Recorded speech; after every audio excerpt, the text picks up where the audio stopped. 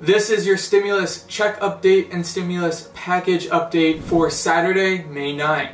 The current events are sending unemployment numbers sky high. These are the highest rates since the Great Depression.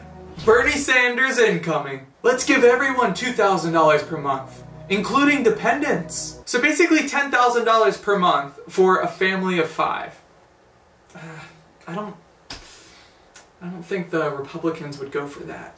But maybe this will help encourage Congress to meet somewhere in the middle. In the middle of sending everyone into a deadly work environment, or giving families up to $120,000 if this crisis lasts through December. More details in a second. So we're going to very briefly go over the newest $2,000 per month stimulus plan proposed to the Senate by Bernie Sanders, Kamala Harris, and Ed Markey. Then we're going to talk about the other $2,000 per month stimulus proposal, the Emergency Money for the People Act, and go over the differences between the two plans. And lastly, I will give my prediction on what I think is going to happen. Let's start with a quote from Kamala Harris. "Bills will continue to come in every single month during the pandemic, and so should help from the government." These are big monthly bills too, right?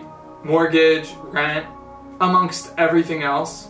So what is the Monthly Economic Support Act?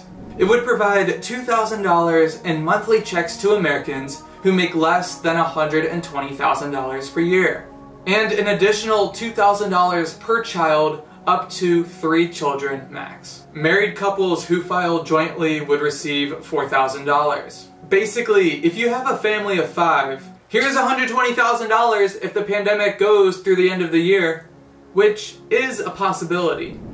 Monthly payments would stop 3 months after the end of the crisis, and it's retroactive back to March.